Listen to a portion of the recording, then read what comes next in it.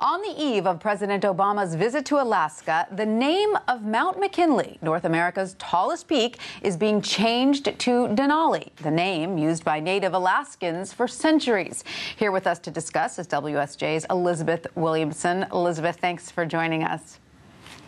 My pleasure. So this is no coincidence that the official announcement of the name change came last night, is it?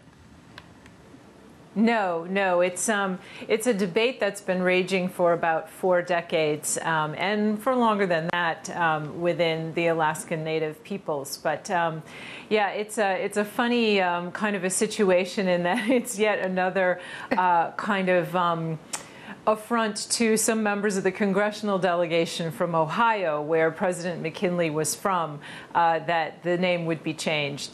They think that this assassinated president who was from Canton, Ohio, should have his own mountain and keep it. Well, explain why a man from Ohio has a mountain in Alaska named after him. Good question. What happened was, back in 1896, a gold prospector, this is, as we probably know, North America's highest peak. He thought that at that time, McKinley was running for president. He wasn't president yet, and it certainly wasn't after he'd been assassinated, which is when most things are renamed. But as a kind of promotional stunt, a campaign stunt, they decided to name the mountain after him. He'd never stepped foot inside Alaska, and as I said, he was from Canton, Ohio. So it really was a kind of misnomer at the beginning, intended just to promote a candidacy. And as you mentioned at the beginning, the push to change the name back to Denali has been in the works since 1975? Yes, yeah. The Alaska congressional delegation has long been in favor of changing the name to Denali. The state forest around it is called Denali, and it just means big mountain. Ironically, when the Russians owned Alaska, they also called it Bolshaya Gora, which also means big mountain.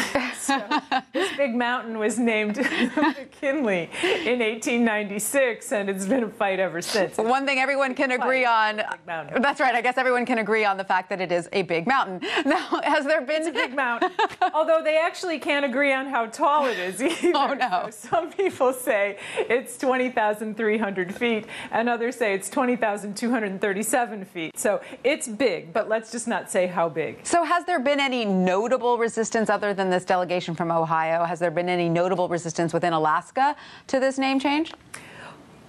Well, I think that there's a sense among some folks that, oh, this is a traditional name. It was named for a president who tragically died at the start of his second term. Why would we want to change it?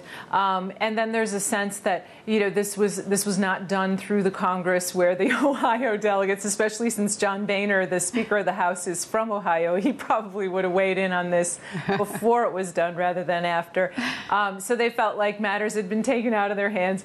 So this is kind of a minor, but yet another example cited by the Republican Congress of the president doing an end run around them. Very interesting. Now, alongside the name change, this is a historic visit coming up by President Obama to the region, correct? Yes, he'll be the only president ever to have visited the Arctic, a group which includes President McKinley. Oh, no. Now, will there be any controversy surrounding his visit? I mean, we know we can expect that he'll be touting the importance of containing climate change, but he has been criticized for his decision last week allowing Shell to drill for oil in Arctic waters, correct?